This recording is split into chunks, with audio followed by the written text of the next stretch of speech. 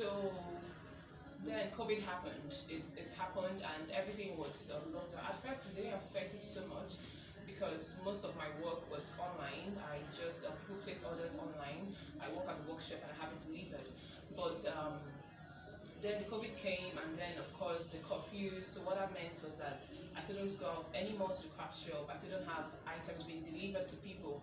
What that also meant was that I couldn't have income coming in. So I was spending money on basic things, but I didn't have any money coming in.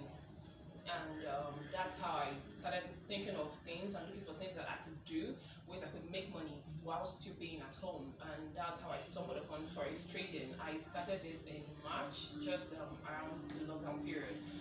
And I still do it to today. And honestly, I was actually amazed that I didn't know about. I mean, I knew about it before, but I had this misconception about it. And when I started it, I just got to know about that this is actually something people do every day, and this is something that has participants from all over the world. So it's not just Nigeria, it's a large market, it's a good way to make income.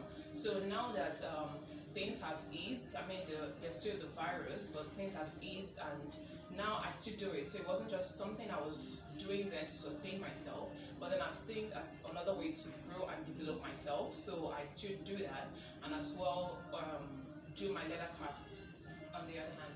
Then as regards Mbgn for this year, it's sad. It's sad not for me, but for a lot of girls, because I've gotten messages from a lot of girls who want to participate, and they keep asking, is there going to be Mbgn this year? When is it going to be? When do we get to buy the forms for it? But the thing is, they shouldn't be disappointed. I would say they shouldn't be disappointed. Instead, they should be happy, because what this means is that they actually have more time to prepare.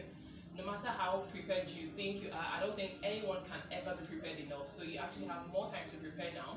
So whatever it is you need to do, if you need to work on your speech, if you need to work on your self-confidence, if you need to work on your catwalk, on your voice, whatever it is, just use this time you have now before Mbgn comes on next year to get yourself ready. So don't look at it as a disappointment. It's actually a great thing, because time is honestly never enough. So now you have more time to get yourself ready for next year. Right. Then the year is wrapping up. Do you have any plans for December and anything we should expect? I don't have any plans. I just want to go home and be with family. This year has been crazy, honestly. This year has been crazy. So it's... And then what's the biggest thing this year, this whole lockdown, corona, everything? What's the biggest thing this year has taught you? The biggest thing this year has taught me is not to wait. If there's something you want to do, just do it. You're saying, oh, I'm going to do it next week, I'm going to do it in 2 weeks. You don't know what's going to happen. I mean, with the COVID, I wouldn't think that anything like that can happen. Yeah, we just see things like that happen in movies, but who knew that there would be a time where everything and everyone has to be just big at a stop at a particular time. You don't know. So what I would say is live now, and whatever it is you want to do, stop with procrastination. Okay, plans are good, but get it done now. You don't know what the future holds. You don't know what's going to happen then. So I say live now, do whatever it is you want to do now.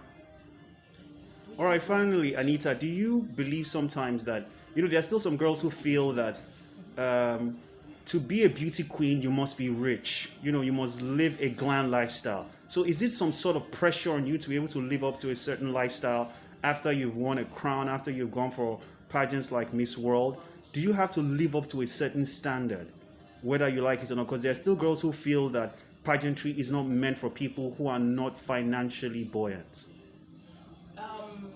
Just a little while after winning the crown, I had that thought because, of course, you see other queens, you see them looking really beautiful, you see the appearances, how they look, how they carry themselves, and all of that. I actually felt that way after winning the crown, but I just came to realize that it's not everything that you see someone doing. Like something is, sorry. Yeah, so I just got to realize that it's best to do you.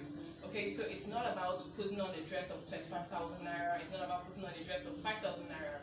How are you putting on that dress? It's all about the courage, all about the poise. So personally, I don't feel that pressure. I just wear what I want to wear, I do what I want to do, as long as as long as I'm comfortable in what I'm wearing is decent, and I think that should actually be the case. Don't feel because you're a beauty queen, no one is expecting you. No one's expecting you to go around wearing expensive things. No one's expecting you to clothe yourself in designer items. No, I think with whatever it is you have, regardless of how much it is you have, you can always make it work. You can always make it work. You will actually come to find out that most people you think that are dressed in millions, when they break it down for you, you actually come to realize that it doesn't cost so much. So it's all about making do with what you have, but making it make sense. Don't say, oh, because I don't have so much money, I'm just going to look shabby. No, make whatever it is that you have work for you. Thank you.